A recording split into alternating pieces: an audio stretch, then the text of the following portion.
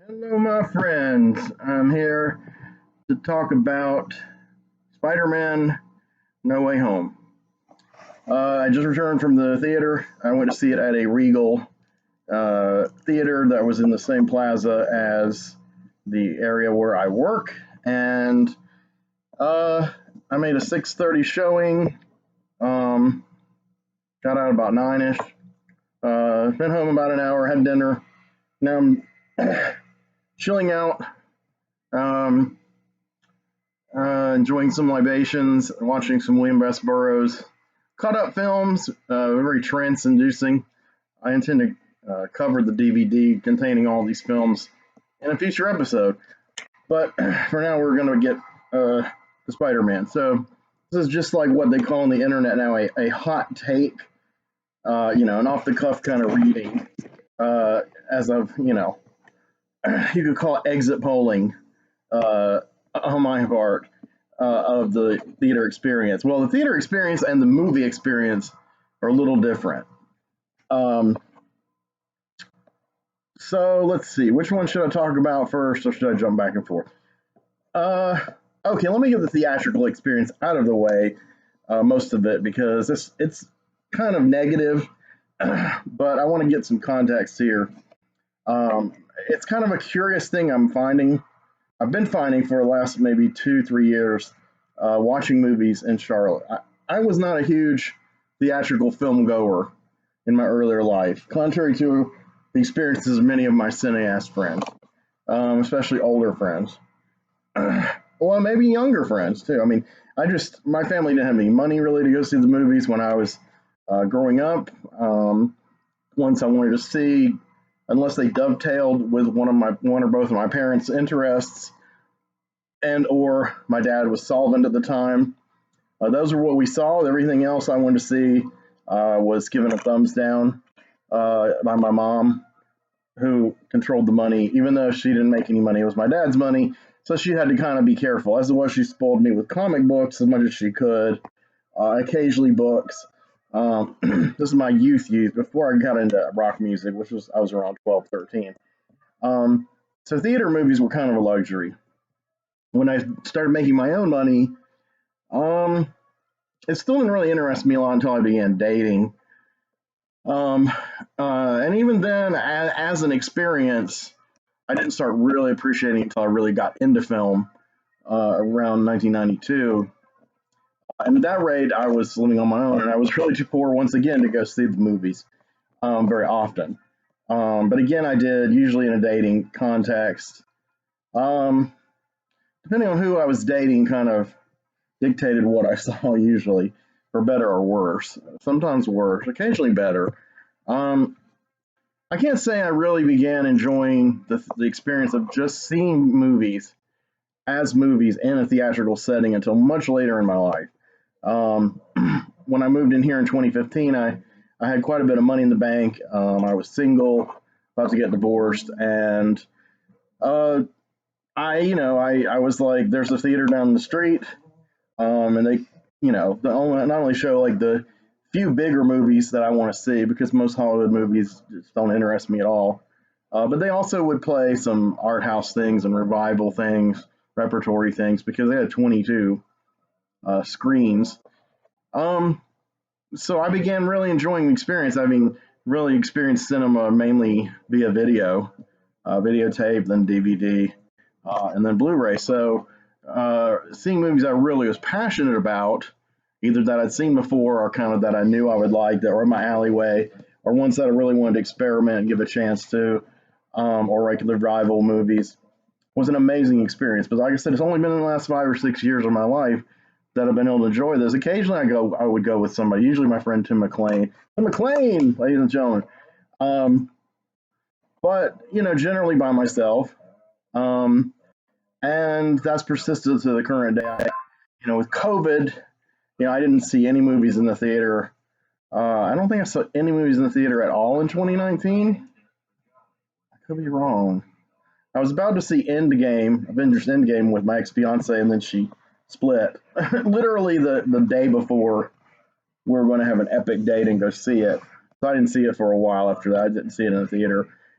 Um, but 2020 derailed a lot of theatrical showing. So in 2021, as things have kind of generally, well, at least until this Omicron nonsense regained their footing in the insanity in a sane realm, um, I've started trying to, as I have money go. I generally haven't had money, so I will say the permanent channel patron of the Henry Covert channel of the Blue Review show, my good friend Tim Tolbert. Tim Tolbert has enabled me to see uh, the films I wanted to see this year for the most part. I'm trying to think. Some I may have seen on my own, but he kind of some I did, yeah. But he patronized me, so to speak. I don't mean that in a bad way. Sorry, Tim.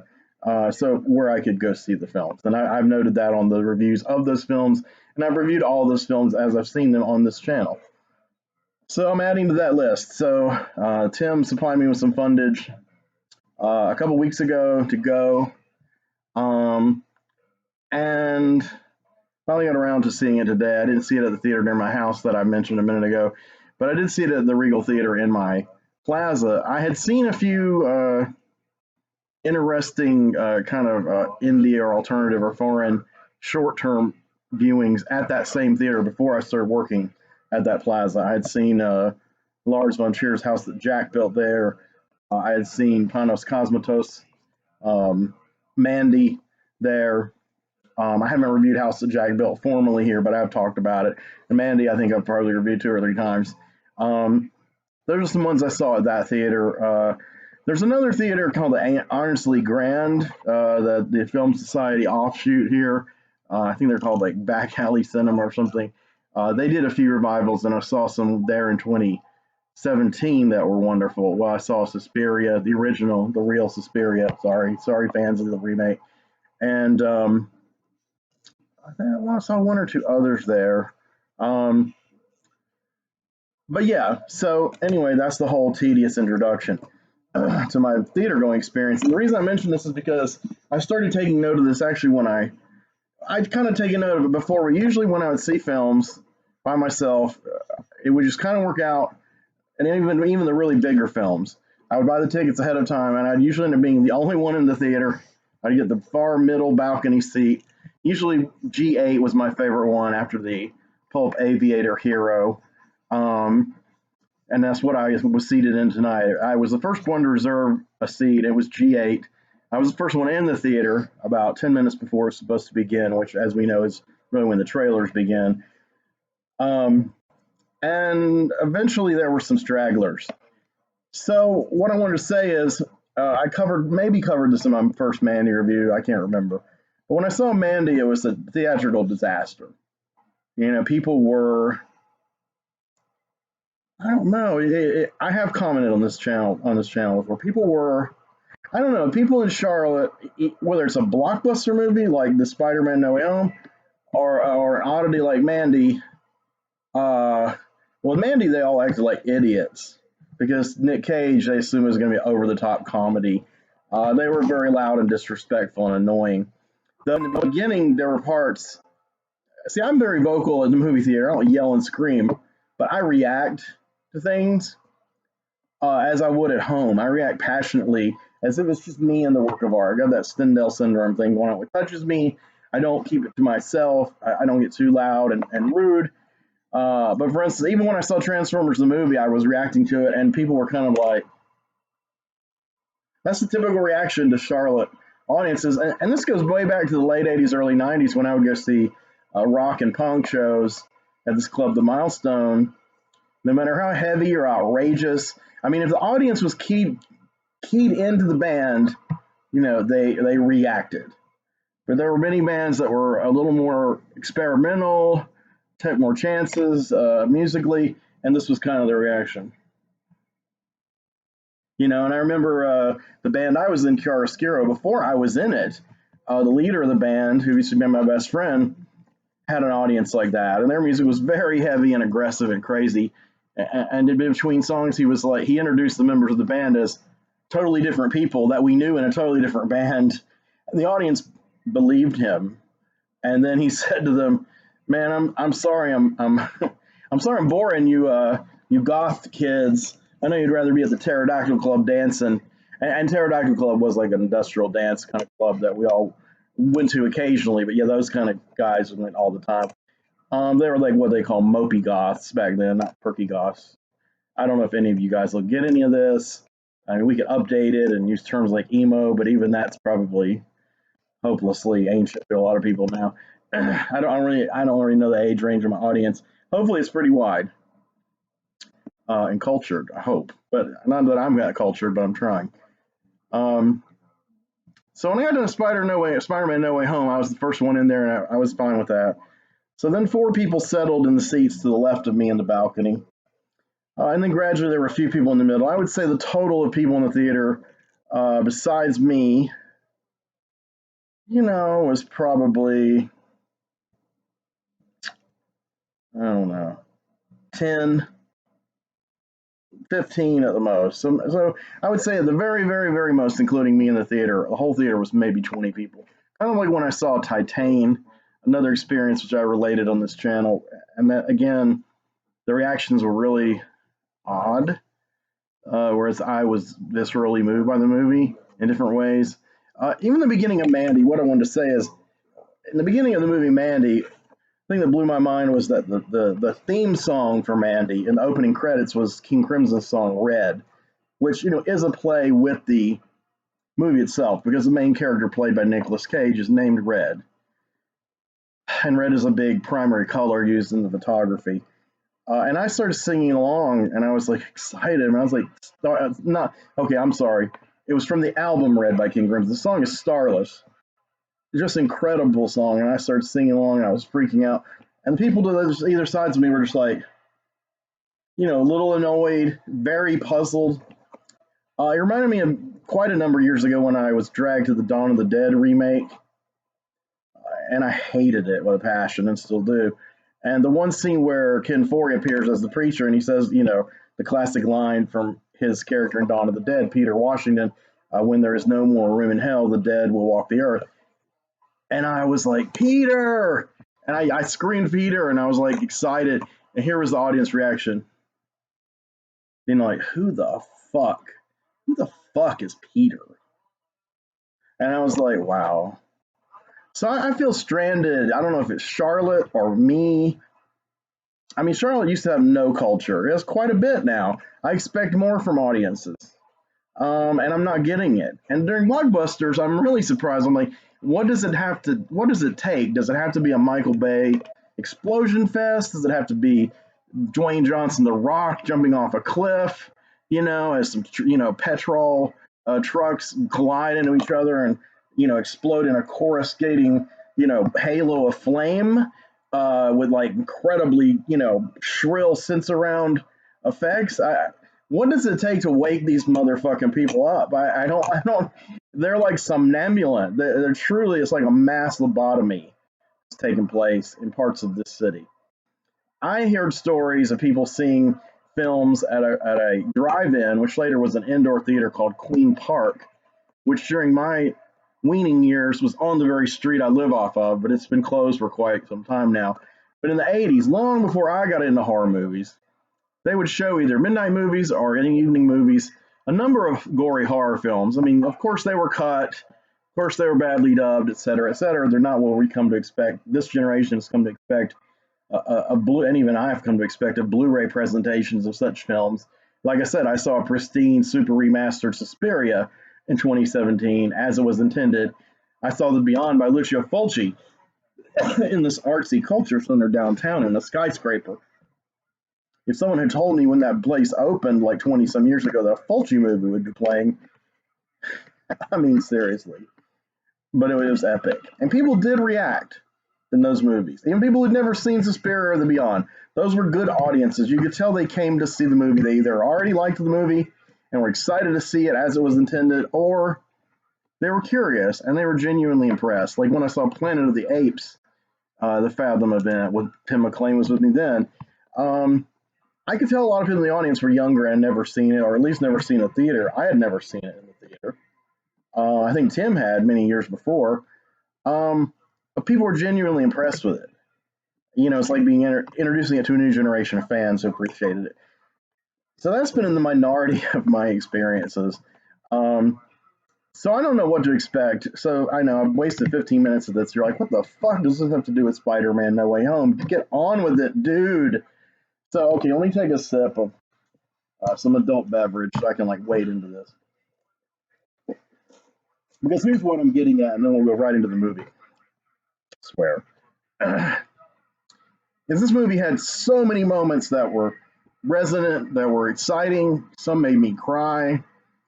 Some made me have that thrill of like connecting with a comic book movie that's based on characters that I grew up with. That thrill of the most, finely wrought superhero movies that hit a nerve in me of things that I enjoyed as a child. Some of which I don't even enjoy that much anymore. But it's like buried. It's part of my subconscious. It's part of my weaning. It's part of my acclimation into art, my gateway drug into an art itself was comic books, and so I get touched a lot by that, by the better, more well done comic book film adaptations, and this movie had quite a share of it, and not just of the comic books coming to life, but also the fact that this movie crosses over with all the previous Spider-Man films.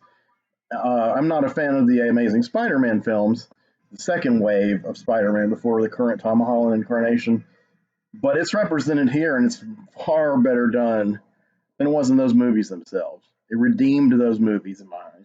But the Tobey Maguire films had a big impact on me, and I cried through the first couple.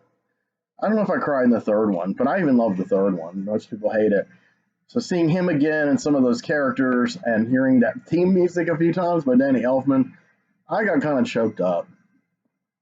But there are other great moments, and I was like, wow. I was like either clapping or crying or like, oh man.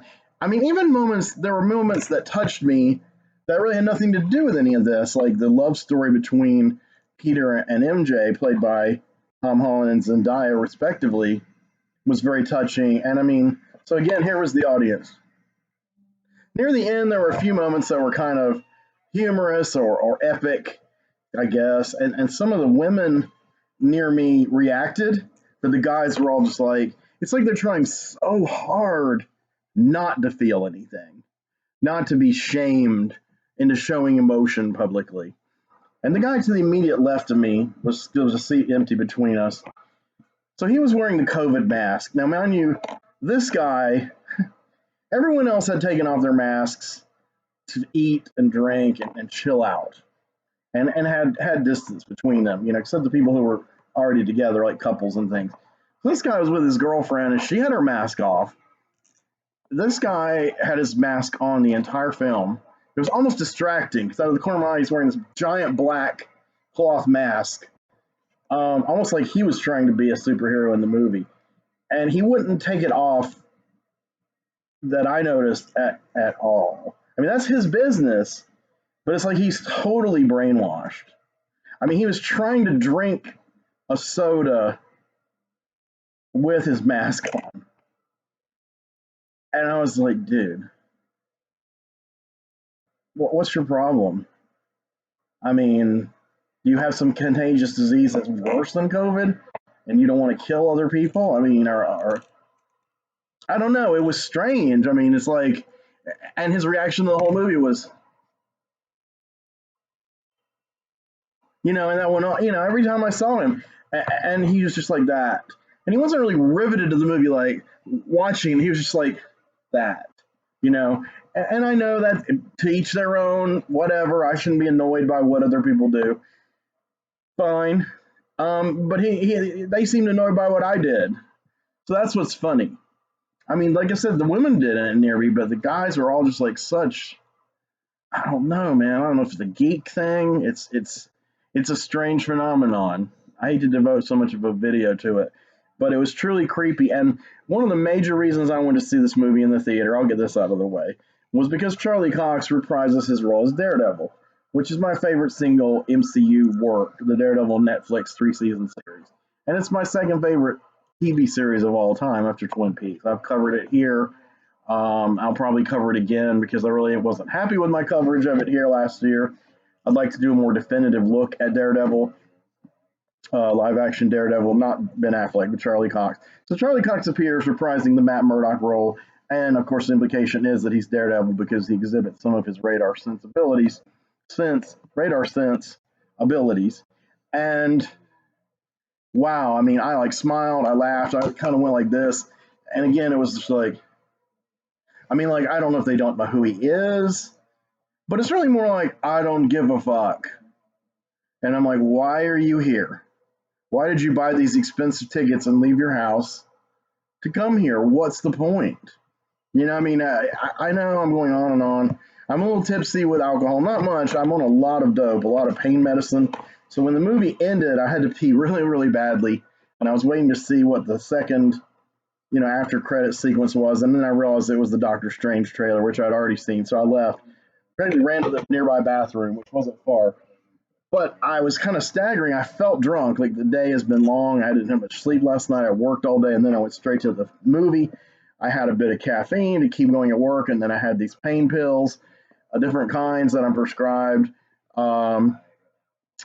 And wow, I mean, so when I got home, I was like, whoa, I kind of feel drunk. Because one of the pills I'm on, it says dizziness is a major effect.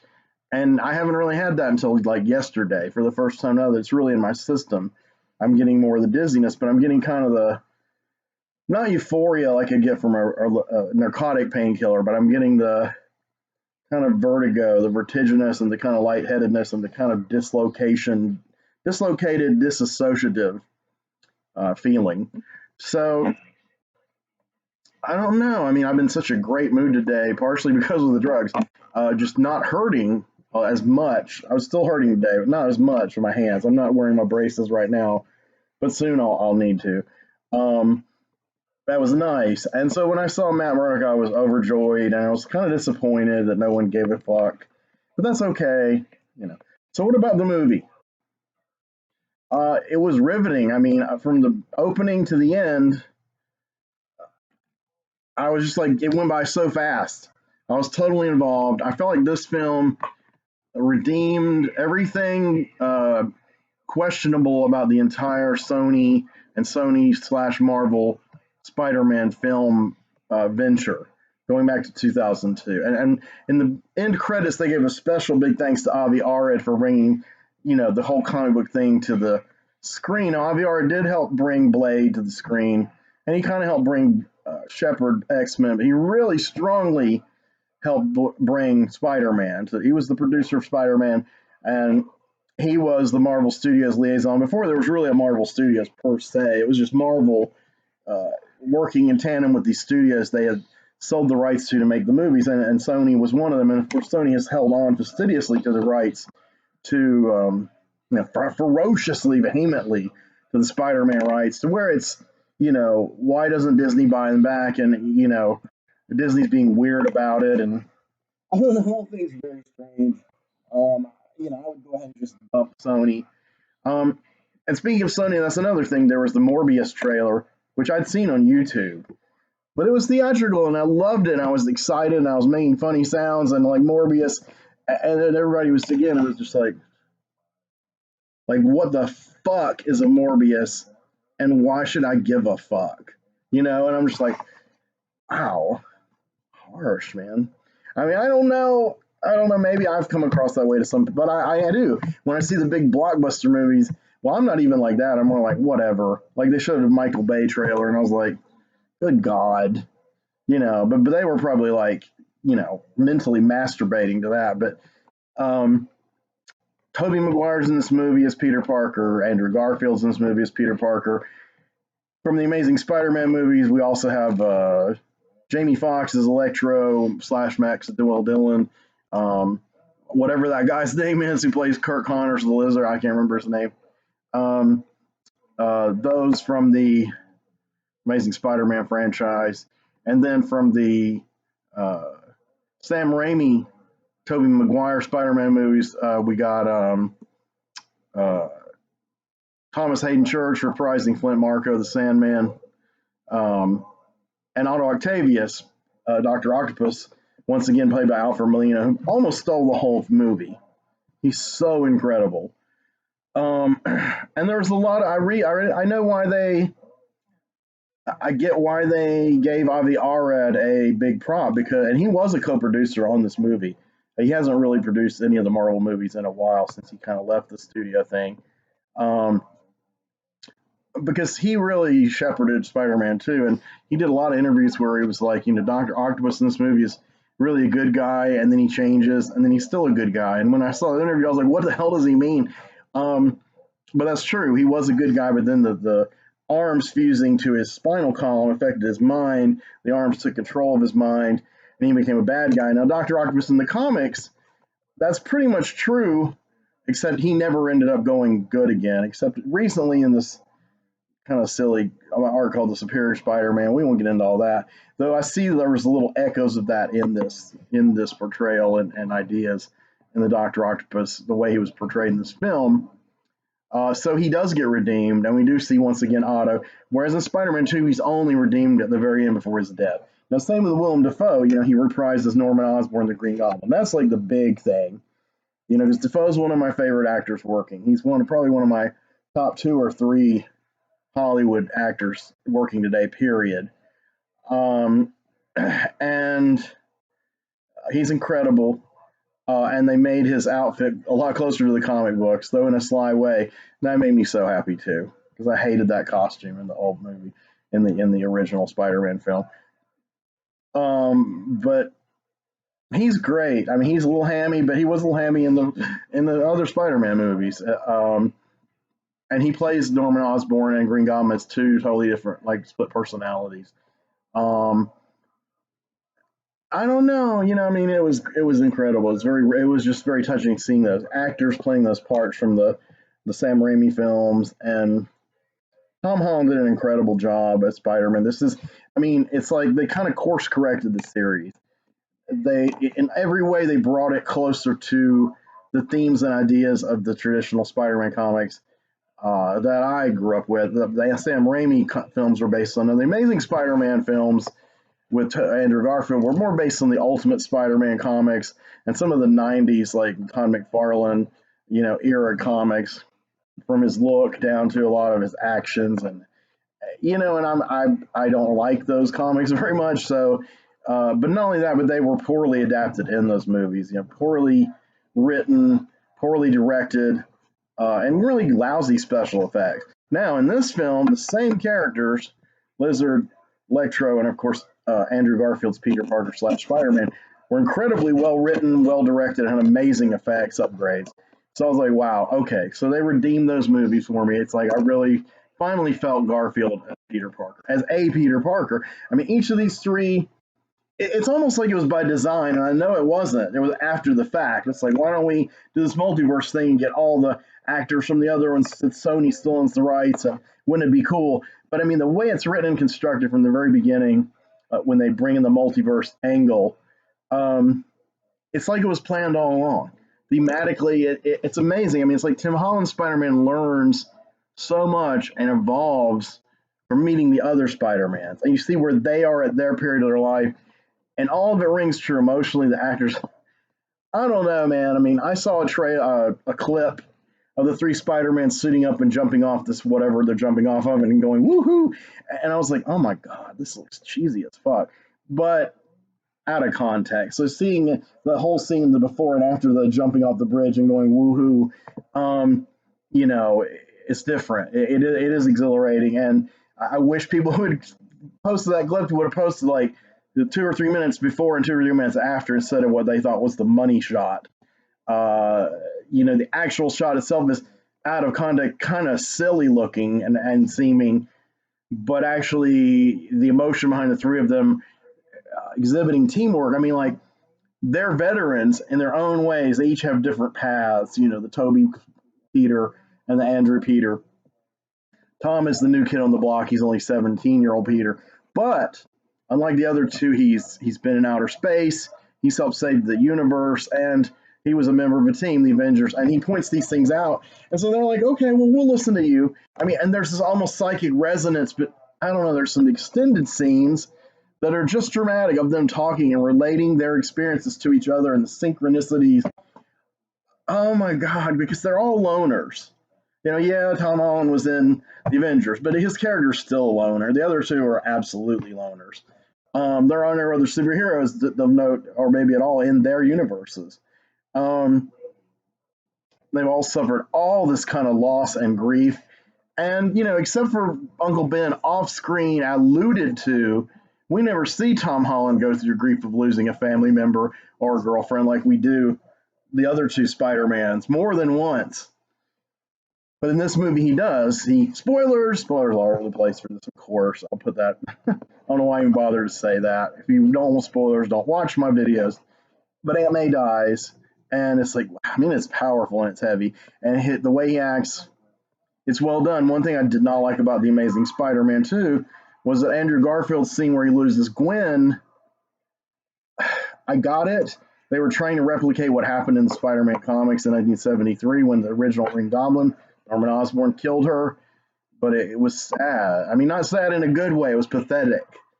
The acting was over the top. The music, the lighting, of course, his costume and his hair, which is cool.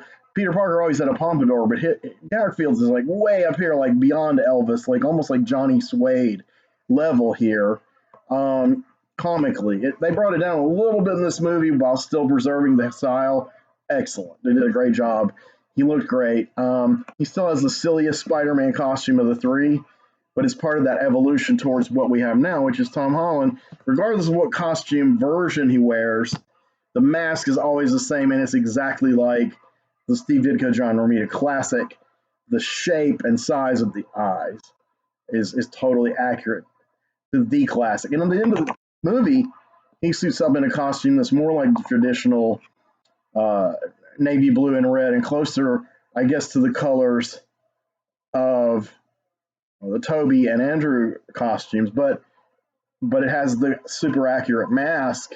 So it's really like, it's only in the very end, but it's like, okay, now he's in the definitive Spider-Man. He is the definitive Spider-Man. And like the torch is passed to him from the multiverse, his mentors or alternate selves, doppelgangers. Okay, so a few more things I want to say. Zendaya is amazing and luminously beautiful and cool as his girlfriend.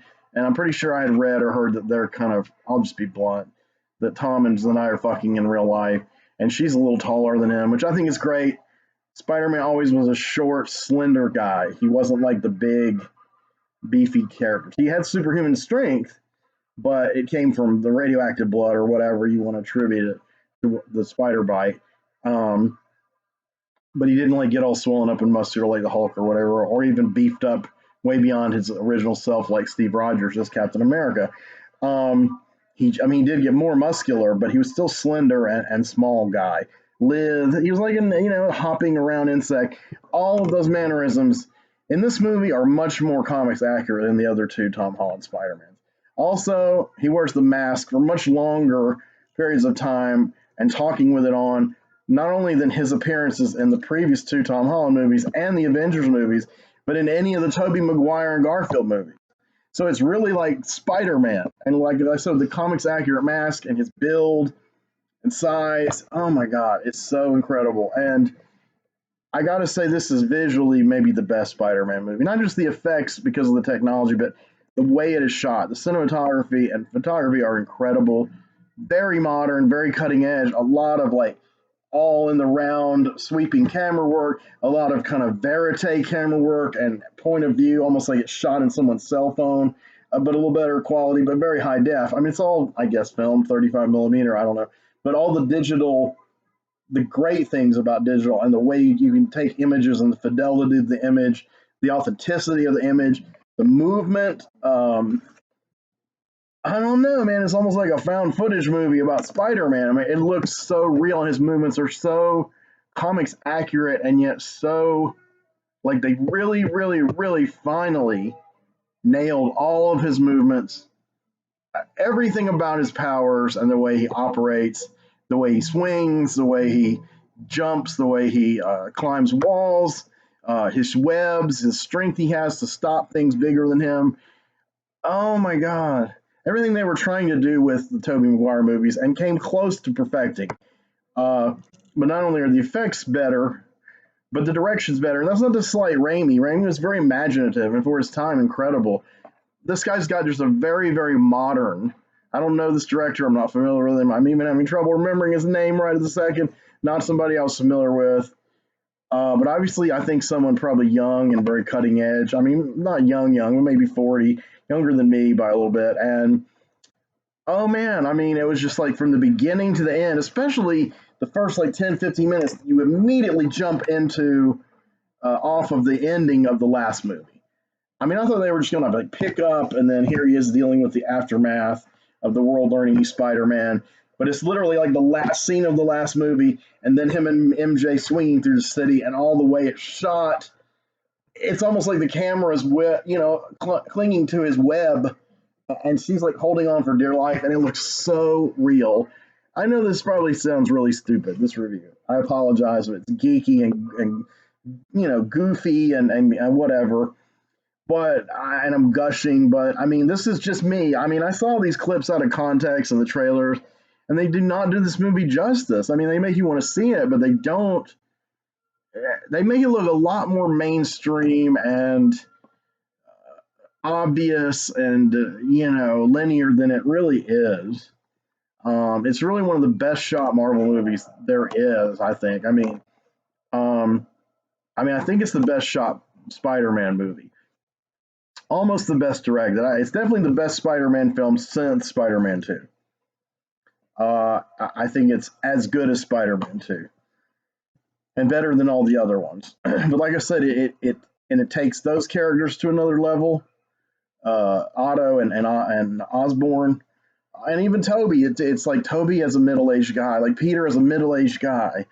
I mean, the scenes where Toby's talking and his Peter Parker, who's like so earnest and vulnerable, and he always has that slight lisp, and he's still kind of childlike, albeit jaded. But yeah, it made me cry a little. I mean, it was like, wow, that's my Spider-Man. I mean, I always have had emotional connection with Maguire as an actor, and I don't know what happened to him really after Spider-Man 3. He lost his way maybe, or Hollywood lost their interest. But the movies he did before Spider-Man, like Ice Storm and Ride of the Devil, and I'm probably forgetting Wonder Boys. He's so great and authentic and likable in those movies. And I identify with Toby. He's a short guy. He's a vegetarian. He's a cancer, a moonchild, sensitive guy.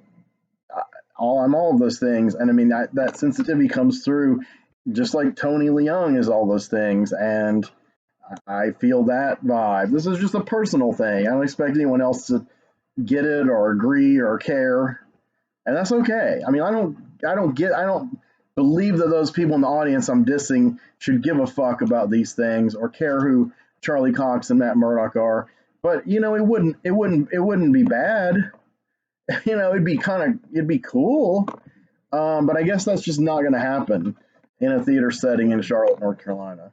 At least not on the day I saw it, at the part of town I saw it. The vibe I got was, I mean, people started leaving before the first end credits, and when the second one ended, they all left. And to be honest, the first end credits with Eddie Brock, with Tom Hardy as Eddie Brock Venom, that was the only time really more than like one or two people laughed for more than a few seconds. They really loved that scene, I guess, because they're all super Venom fans. What the hell? Go home and watch your Venom Blu-rays, and leave Spider-Man No Way Home to us. Damn it, I'm just joking. I liked the Venom movies. I didn't love them. I do love Tom Hardy as Eddie Brock, though. Much better than the comic book character Venom or Eddie Brock. Never was a fan. Don't hate them. Again, that's not really my. I'm not the target audience for characters like Venom or Deadpool. It's a little after my time, even though I keep up with comics. Very modern, especially adaptations of modern comics like The Boys, stuff like that. But with Marvel, I've left them kind of in the dust. I kind of watch videos sometimes, and I get like the Comics Explained guy to watch. He reads those comics, so I don't have to. Thank God. But even it's starting to wear on me with the constant hype of the current Marvel stuff, and I'm like, what does he see? What does he think is so great about a lot of it? I mean, a lot of the art's great. I've discussed this on the channel before, and Rob with Comics Explained. But after a while, it becomes off-putting, almost like he's trying to sell me on something that I'll never, groove to. I mean, he's got 2 million subscribers, and they just gush, the comments, and I'm like, what could I can't really comment. I mean, occasionally I'm like, you did a great video, but I don't really care about those story arcs. I don't really those don't resonate with me. Some of them are clever and interesting, but again, I don't really care about corporate owned comics. These my MCU movies are capturing eras of my life when I did care about that stuff, and not just when I cared about it, but when the creators cared about it. And it wasn't all just like Marvel hires some new fucking guy to try to put his own twist on it, and then they own it, and then the next writer like rewrites it all, and it never matters. It never has any weight or meaning or gravitas in the big picture. It's all just constant rewrites of other people's superior work. But that's not what's mainly being adapted in these movies. Some of it, but really a lot of it is the classic stuff. And this movie was a great synthesis. I want to talk real quick about a few more performances. J.K. Simmons as J. Jonah Jameson. Of course, he's got to be the J. Jonah Jameson in every universe.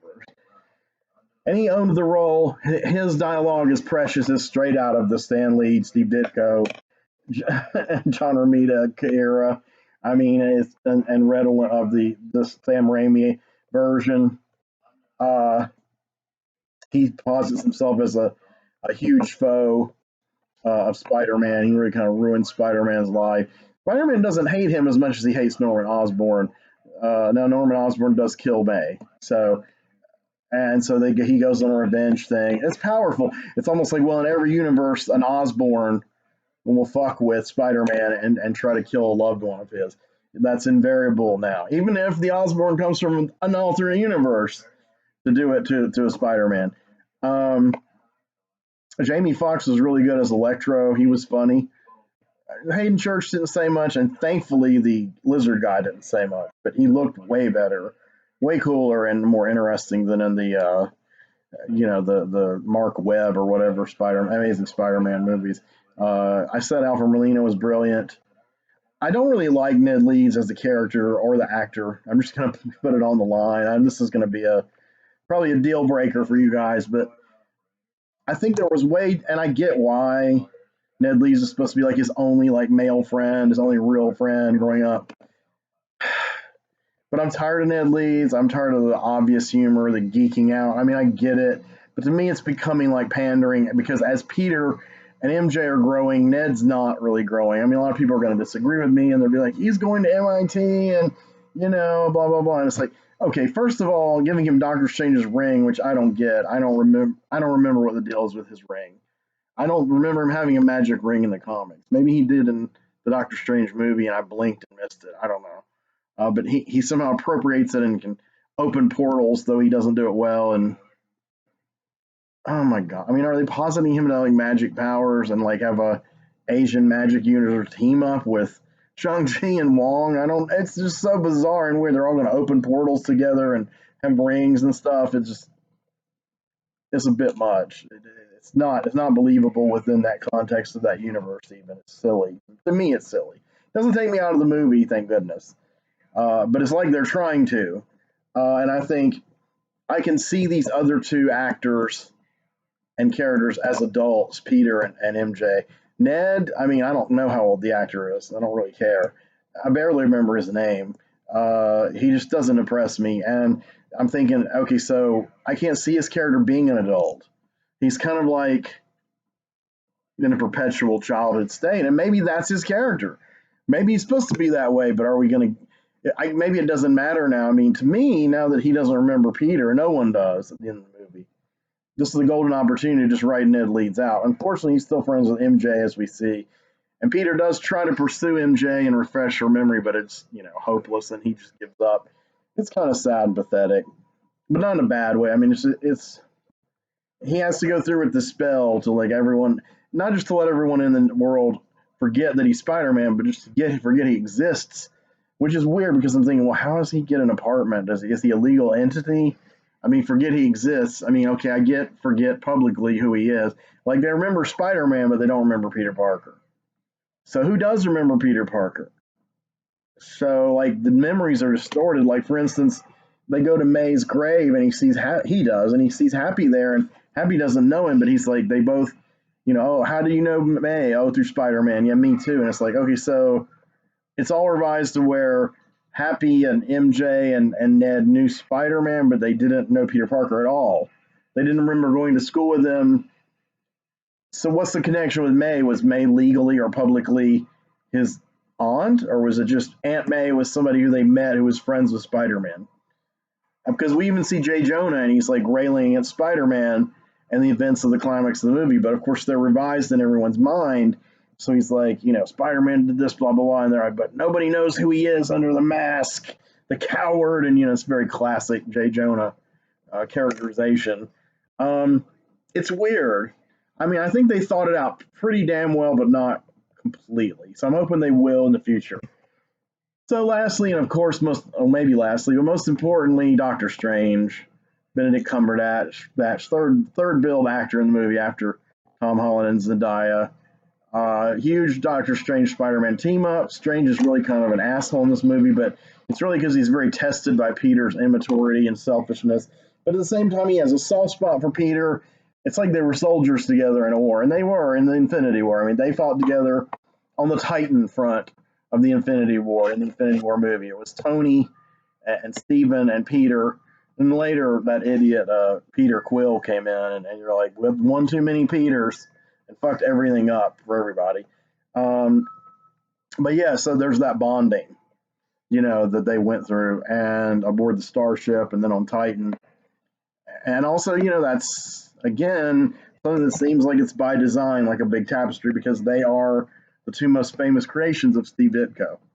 This whole thing right here, that's Steve Ditko. It's not Stan Lee. Stan Lee liked to do it, but, it's not a coincidence that Steve Ditko designed Peter doing this to do his web, and the same exact thing to do Doctor Strange's spells. Same artist, same designer, created both characters.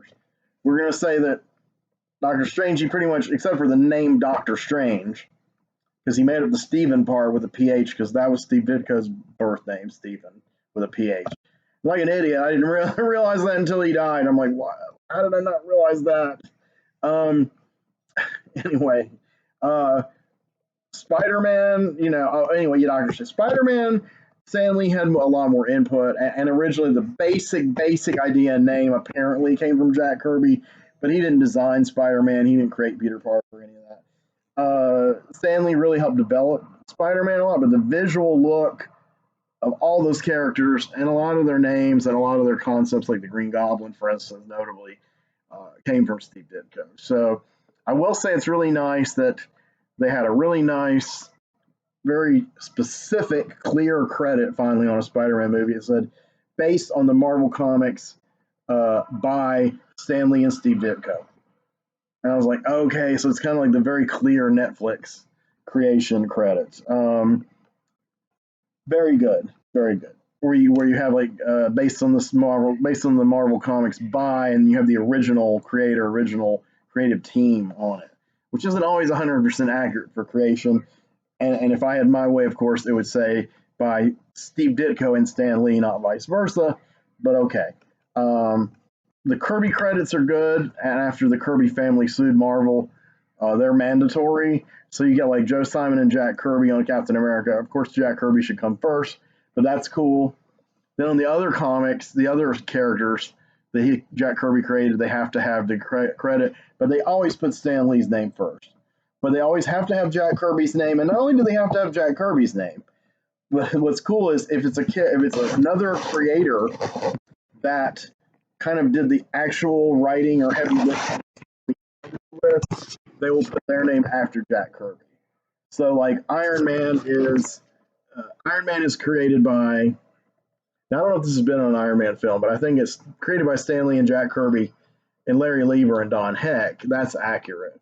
Larry Lieber, Stan Lee's brother, who wrote and even drew some of those comics. Larry Lieber named the character Tony Stark, for instance. Jack Kirby created the original suit of Iron Man. Don Heck was the original artist on the comic. That was sometimes with Kirby's layouts.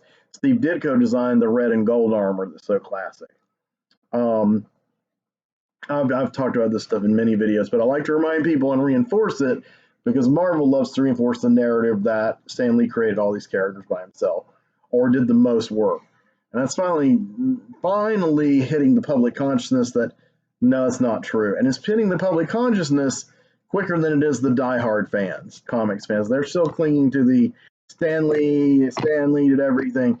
And so it's weird. You know, they're resisting and fighting on all these internet forums. Like, I'm sick of hearing people slamming Stan Lee. I'm sick of these Jack Kirby zombies. I'm like, fuck you. Fuck you hard, man. Just go to hell. that's my immediate reaction, like dismissive. Like, I don't care about, it's like partisan politics. It's like the Stan Lee partisans, they've lost their minds, if they ever had minds. You know, I used to be one. Just like I used to vote Democrat. You know, I mean, I used to be a Christian. You know, I'm not that kind of person anymore. I want to keep evolving, and I get to where I resent these people who refuse to evolve, which that's their right, but then to kind of foist it on everyone else. Anyway, the last example, I was going to give you two more examples. It's irrelevant. Spider-Man directly, but Thor, the credits are like created by Stan Lee and Jack Kirby and Larry Lieber. And then on Ant-Man and the Wasp, it's like Stan Lee and Jack Kirby, and I think it's Ernie Hart. It's one of these freelancers that Marvel had that wrote a bunch of the Ant-Man stories originally, and he's only credited with a couple of them, but apparently he scripted a bunch of them, and I think he even co-created the Wasp with Jack Kirby. I mean, it's like Stan Lee, I don't think had anything to do with creating the Wasp. Stan Lee and Jack Kirby created Henry Pym, but I don't think Stan Lee scripted. Most of the scripts for Ant-Man were done by this other guy that I just mentioned, if I got his name wrong, and by Larry Lieber, and mostly plotted and laid out by Jack Kirby, and sometimes by Dick Ayers, who did a lot of the inking, and then some other artists, writers and artists who were freelancers. So it's fascinating. I like to learn who created what. I'm obsessed with that. I have a whole video. What does a comic book creator actually do? Please watch it. It's not a very watched video, but I think it's an important and one of my favorite videos because I lay all this stuff out, and it's well researched. I'm vehement about it. Yes, I ramble and go on tangents like I am now, but I think there's a lot of valuable info in there. So check it out if you want. But please leave a like on this. Please leave a like. Everyone forgets to like it, even if they like it, and then I guess everyone else doesn't like it. So I really need the likes for the algorithm, so mash that button. Please subscribe if you're not. Donate if you wish to. All that information is going to be down there in the description. So I think I've explored Spider-Man No Way Home pretty well, and you're probably like, what's the plot? Well, maybe I mentioned it. Well, anyway, since J. Jonah Jameson and Mysterio let the cat out of the bag, everyone knows Peter Spider-Man, they get harassed endlessly by everybody, and it's because, like I said, it's so well done. From the very beginning, they hit the ground running right from the last movie.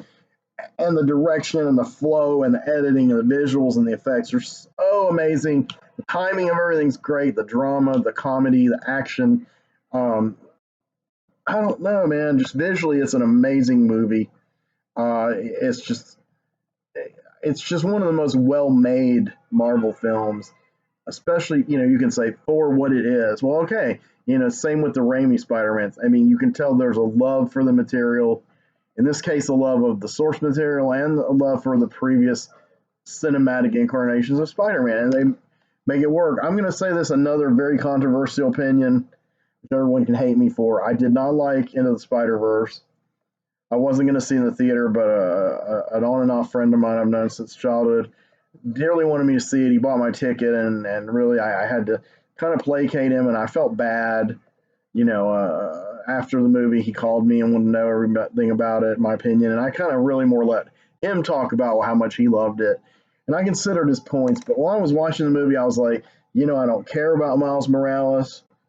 Again, it's a character that's not for my generation, or not geared to. I'm not the target audience of Miles Morales, and I'm not saying that because he's a black Spider-Man has nothing to do with that. He came out of the Ultimate Spider-Man work too, and I couldn't stand that comic book, and I just don't think he's a strong character. So many tomatoes hurled all over the computer screen.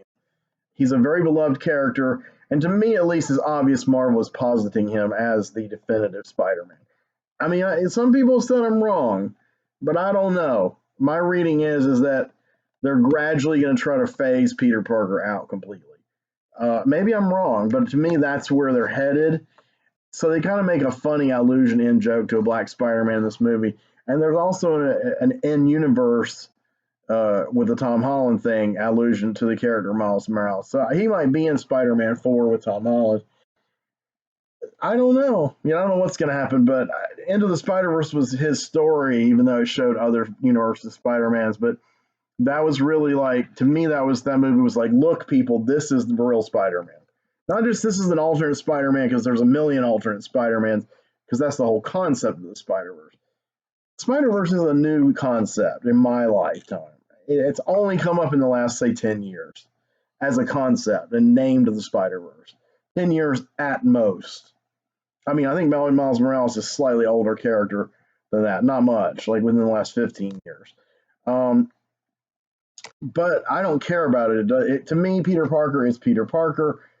And that character is who he is, and I don't mind having alternates of him, like this movie. I get it, and the fact that they each in this movie were written and directed to represent different aspects of Spider-Man, or the Spider-Man mythos, but still aspects of Peter Parker through different incarnations, through different writers and eras. But it's still Peter Parker, and it's not Peter Porker or Spider-Gwen or Miles Morales. I don't care about any of that stuff at all, but I know they're going to probably eventually bring it all in. But my point was this, is that to me, this is the movie that Into the Spider-Verse desperately tried to be tried too hard to be. The animation was fantastic, cutting edge. I'm going to give it that. But I didn't like the movie. I didn't like the writing. I didn't really like the characters. I didn't really like the art style that much. I did like the animation and the graphics of it. The way it was made technically was good. Didn't care about it. The traditional Peter Parker is given a kind of a smaller and almost thankless, almost, I don't know, almost role like, yeah, he's the old guy. We're going to get Miles and Spider-Gwen, fuck you. Maybe that's not how they intended it, but that's to me how it came across. Irreverent. Whereas this movie was not like that. My point is, yes, this movie was what the end of the Spider-Verse was trying so hard to be too hard and failed miserably for me. For me, it failed miserably. It fell short. To me, it was a tone-deaf movie. While trying to be hip and, politically conscious, maybe socially conscious, diverse. I don't know. And I don't have a problem with any of that. I'm not one of those people who thinks Star Trek shouldn't have a black captain or a black female main character. I hate those fan bros who are against these conservatives. So that's not why I dislike Miles Morales or Into the Spider-Verse. It's just I think it's the concept really is Peter Parker was one guy that fate made Spider-Man, and he's destined to be a loner and unhappy. Like in the first movie with Tobey Maguire, no matter what I do, no matter how hard I try, that music's swelling and he's walking away from Mary Jane, the curse of Spider-Man, it is my blessing, it is my curse. Who am I? I'm Spider-Man. And it's like, oh my God. I cry in the theater. Both times I saw the movie in the theater. Or maybe did I see it 3 times? There were 3 times in the theater. It's just... And that music, the Danny Elfman theme is so incredible. And then when they played it in this movie, in 2 scenes with Tobey Maguire, it starts to swell up. You're like, wow, man. Toby, he's the man. He's the man. But Garfield really did great. And they all did great. It's one of those movies that, to me, engaged me from beginning to end. There were some times near the end where it started to get melodramatic, like the big, big music. Not the kind of emotionally sweeping music like the Elfman theme or even the grandiose Avengers theme, which I'm glad they didn't use that. But not generic, but not particularly memorable either. Pretty good. There was some cool music in the outro credits, the end credits, and I felt as though there were like some moments, like I said, where it gets a little, it's almost lingers a little too long with the melodrama, but not quite. It ends maybe, like I said, maybe a tad too long when he's saying goodbye to everyone, Peter, before everyone forgets him for good. I like that Doctor Strange started to tear up a little about Peter, that Doctor Strange felt bad about being mean to Peter because he knew Peter was suffering.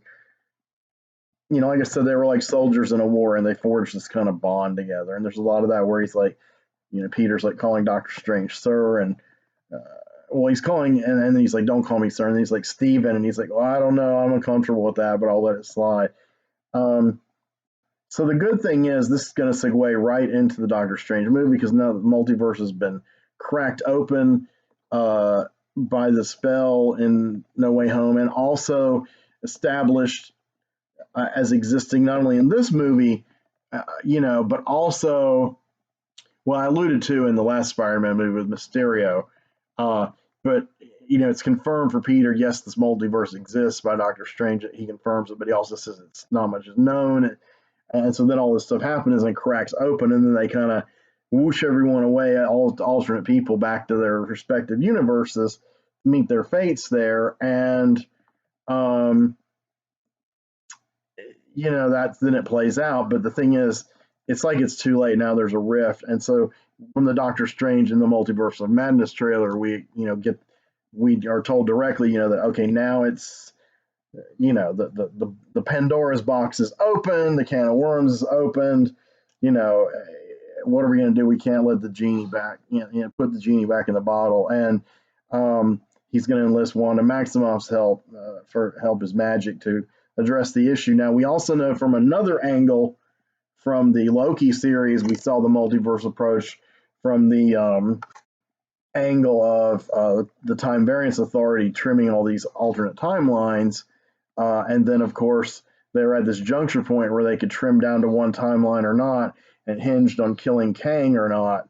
Well, the ultimate incarnation of Kang at the end of time, He Who Remains, which is Kang, is also, I guess we're going to eventually find the other selves that Kang is in the comics, like Nathaniel Richards and Ramatut, Scarlet Centurion, Immortus, whatever, et cetera, et cetera. But yeah, he's obviously going to be Kang in the next Ant-Man movie. And then, of course, forward probably being the next major Avengers foe. So when they introduce Kang or Jonathan Majors as this He Who Remains, the female Loki, Sylvie, does succumb to her rage and kills him. And so that's the multiverse is cracked open from that angle. And then, of course, there's another forgetfulness thing, because when it is cracked open, when Loki gets back to the Time Variance Authority, they don't remember him. And they don't remember him, even though he had been like their prime offender, his different variants. So something fucked up has happened, and Kang has taken over the futures. And that was because, well, anyway, if you saw Loki or you saw my review, you know all this. So what I'm saying is, from two different vantage points, we've had the multiverse thing brought to us, and Doctor Strange is now going to go bring them together. I think Loki's going to appear in the Doctor Strange movie, but I'm not sure. At the very least, the events of Loki will be reflected in that movie. I'm just not sure exactly how. So anyway, that's my long, long, long thing on Spider-Man No Way Home. I'm sure you guys can tell me I forgot a million things, or what's the actual plot? Did I ever tell you the plot? Yeah, I did. Peter Parker wants Doctor Strange to erase people's knowing he's Spider-Man, but then he messes up the spell, and it gets freaky, and then the people come in from the other alternate universes, from the multiverse, and it's basically they are bringing in everybody who knows Peter Parker as Spider-Man. So that includes, those villains, and of course, then the other Spider-Mans. Those two other Spider-Mans. Yeah, it's incredible. It's going to take me a while to digest it all, but it's not the deepest, heaviest things Marvel has made, but it's definitely one of the most rewarding and well made. And once again, I'm going to real quick explain this. Finally, this Charlie Cox, Matt Murdock thing. So early in the movie, he needs to try to get a lawyer to think through what he's going to do, what his options are with. Now that everyone's after him and everyone knows he's Peter Parker and he's wanted possibly for killing Mysterio. Him and his friends are being interrogated and implicated. So So Aunt May and I guess Happy too, but definitely Aunt May brings Matt Murdock over to their house. Um, and he's just basically telling him some options. They're talking about the law, and Matt's very confident. Um, and it's Matt. It's really cool. He really isn't the same frame much with the other characters, so it's almost like shoot us another time. But he is with Tom Holland, like, and the climactic part of the very brief scene is when they're being harassed, by all these people who think Spider-Man's a criminal, so they find out where Peter Parker lives, and they're like throwing shit and yelling outside. And he's like webbing the window shut. It's a real fast, kinetic scene, and then it kind of settles with them talking about the legal options. And then someone throws a brick through the window, and Matt catches it. But Peter's about to catch it, because he's fast and he can do that shit. But Matt immediately like that catches the brick, perfect. Like this, like he's got the radar sense, he's got the sensitivity, he's got the super fast reflex, not superhumanly like Spider-Man, but he can hear the sense of stuff before Spider-Man can. Like he knows that brick's coming through that window, so he's ready. And Peter's like, how did you do that?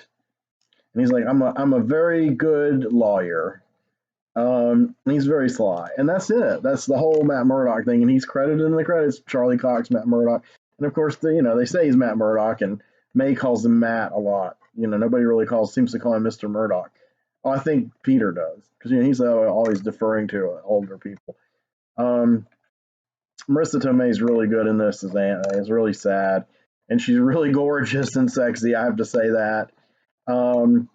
I mean, intentionally so. I think there's like a series of scenes where she's trying to help out Peter, and they keep again that super fast kinetic camera work, and they'll pan like this to her, almost like a Paul Thomas Anderson movie or something. They'll like go like this, and she pops up through the door with another like super sexy, tight, weird kind of outfit on, and it's like, wow, okay, so they're really like milking this, that she's a really hot, sexy older woman. I'm not gonna say the M word. Okay, MILF, but I don't think that. I mean, I never use that term, but I don't think Aunt May's a mother, but I think she is the mother figure to Peter. They do say that in the movie.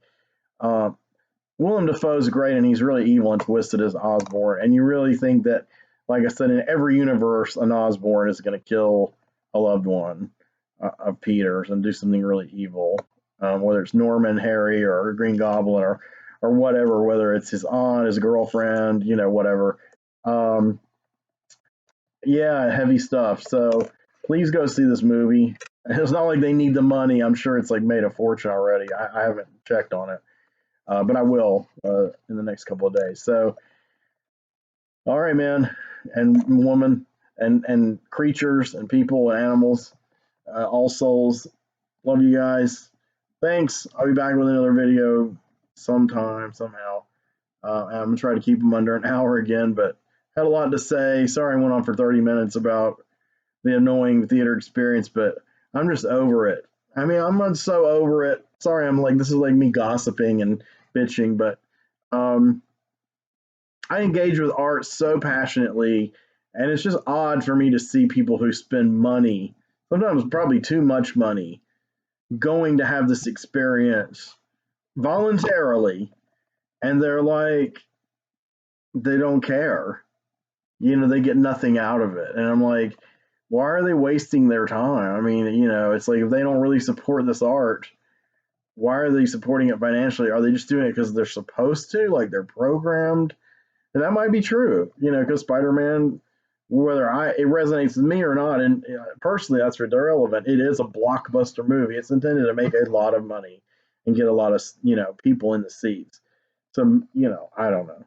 After the movie, I want to say real quick, I explored the theater, and they had 3 different screens devoted solely to Indian movies. I'm talking about from India. Hindi language, or there's another Indian language, I always forget the name of it. Hindi, I guess, is one of the primary ones, with subtitles and like the screen. Some of the credits were in English, like in Arabic writing, and some were in the, I don't know what you call it. It's not Sanskrit, but it looks like Sanskrit to me, being a kind of an idiot about this stuff. 3 different ones. Posh Pa was one, and Man, I can't remember the names of the other two. It was just weird. And I went into each of the theaters. I expected to see a whole bunch of Indian people because that neighborhood, that community, is a lot of very wealthy Indian people. Like I said, I work in that plaza, and a lot of our customers are wealthy Indian immigrants. And um, but no one was in any of the three theaters that had the Indian movies playing. It was weird. Uh, and I sneaked into another showing of Spider-Man after I went to the bathroom finally after the one I saw on the way to the Indian movies. And it was about an hour through. I watched like 5 minutes of it. It was fun seeing some more of it again. But there were only like maybe 5 or 10 people, and so I don't know. I'm not really sure. That theater was kind of weird too. Like I think they'd had an internet problem and they could only take cash. So I had to go to an ATM next door to get cash just to buy a soda because I don't keep cash really anymore. Um, and they're really weird about it. And I'm like, "What food do you have?" And they're like, "Popcorn." And they're advertising like all this food, hot food. Yeah, only popcorn, yeah, only cash, popcorn and sodas. And I was like, okay. And there were only like two people manning the registers, like at peak evening hours. I mean, I know it was weekday, but evening, but it was weird. I mean, and I'm saying all this because my area of town, and not only between the part of town I live and the part of town I work, there's a highway that literally is like right near where I live, within a mile, and it goes directly to a drop off in that plaza. If it wasn't for that highway, I couldn't afford to work where I work because of the distance. But that's like a super cool shortcut. And weirdly, we've had all these storms this week, storms and massive wrecks and power outages and oh my god, massive power outages and weird wonky things yesterday and today, all morning and throughout. So I wondered if maybe the electrical and internet problems in the area where I work um, affected the movie theater. So like the movies are playing and the lights are on, but like the internet's down and like the refrigeration had went down, so they couldn't do the fresh food. And see, my store was kind of like hit like that too. I mean, the power was out for like most of 5 hours yesterday morning. I mean, the backup generator brought very little. So our management, which I thought was horrible, decided to throw away every single refrigerated food item. Even ones that could have possibly gone bad, even ones that weren't dairy, weren't real dairy, weren't spoiling. I mean, that or might eventually spoil or might not spoil at all of it. Whether it was real dairy or not dairy. So a whole wall of like cheese, yogurt, even protein drinks that were non-dairy, anything imaginable, produce, which I kind of got some of that. Like produce and meat I got, but like the stuff that just needed some like hummus, they threw it all away. All the vegan and vegetarian meat substitute stuff that's chilled, tofu and tempeh, even if it was vacuum sealed. So thousands of dollars worth of food and drink went away. And I saw how the manager of that department, how she handled it today, and in the aftermath, it was so callous. I didn't need to shop today. I shopped yesterday afternoon, so couldn't buy certain things that I usually buy. Um, and she just didn't care. To her, it was like, oh, let's clean up. And again, it's like this kind of apathy. And I don't believe most people are like this. And I don't believe most people in Charlotte or the South or whatever are like this. It's just when I see it, it stands out to me. And it's sad because we really need people to be engaged and human and humane to each other and our other creatures on the planet right now. Because it's all kind of going down the drain. And that's one thing I really loved about the Spider-Man movie is that they captured, which isn't really captured in the first two Tom Holland Spider-Mans and wasn't captured in the Garfield, but was in the Maguire Spider-Mans. This movie was the first of the Holland movies uh, and annexed to the Garfield movie universe. Uh, Spider-Man's a very human, sensitive, compassionate, uh, loner, moribund almost kind of character, a tragic figure. He's not this stupid I don't mean stupid like intellectually, but I mean he's not this goofy smart ass like in the Dan Slott or Brian Michael Bendis comic that so many people like. He's not like that. He doesn't tell bad, trendy. And I see the Tom Holland character verged on that a few times in those first two, but he's not really like that. And maybe you could say, well, his character's grown up a little. Fair enough, But uh, I think the vision for Spider-Man in a live action performance that's translating Spider-Man as an icon, a pop culture icon, like the world's arguably most famous superhero alongside Superman and Batman and maybe Wonder Woman. Definitely the most recognizable popular character in Marvel by far. Translating that into a live action like flesh and blood experience, they hit it. They finally nailed it on every level, beginning to end. So I have spoken, and I want you guys to take care.